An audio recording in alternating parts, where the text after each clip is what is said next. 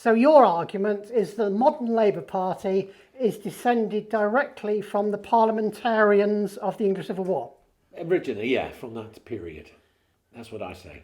And the Conservatives have come down as the Cavaliers. Labour Party is the party of the people in modern world. Which was what the parliamentarians I wanted to be. don't agree with you there. I think the Parliamentarian Party was the party of the upper middle class and the lesser landowners, not so much the high nobility. And they were taken over by the military, by the army. You see it in the world today. But when times get hard, people go for easy, swift answers.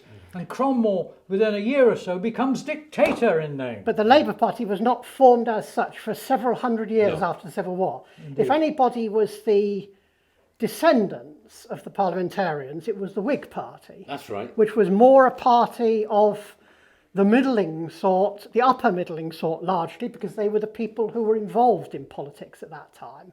You had to have a certain amount of money, and so there is some truth probably that the current Conservative Party, or the Conservative Party overall, is descended from the Royalist side.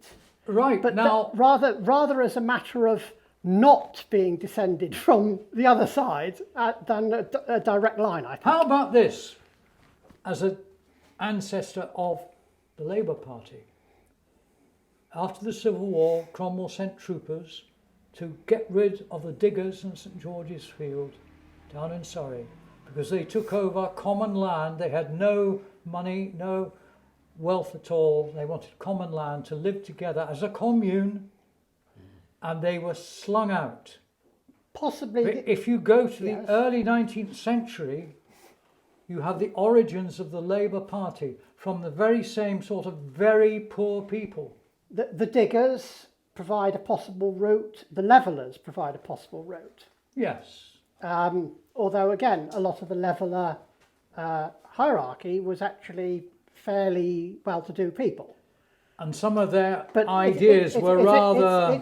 Well, yes, but it's interesting that when you look at all the revolutions, they have tended to start as middle class, upper middle class, intellectual, professional people. The French Revolution did.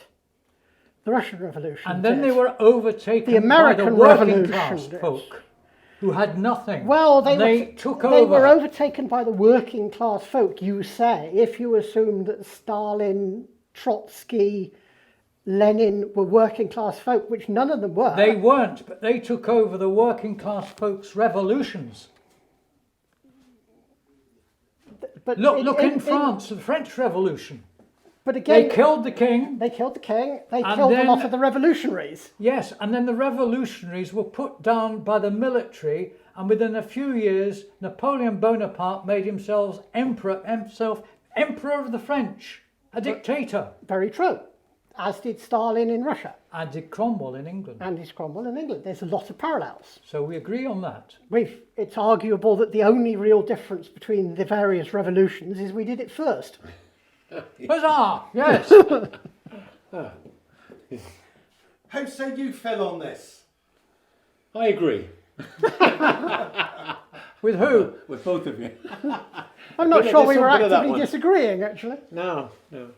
Thank you very much.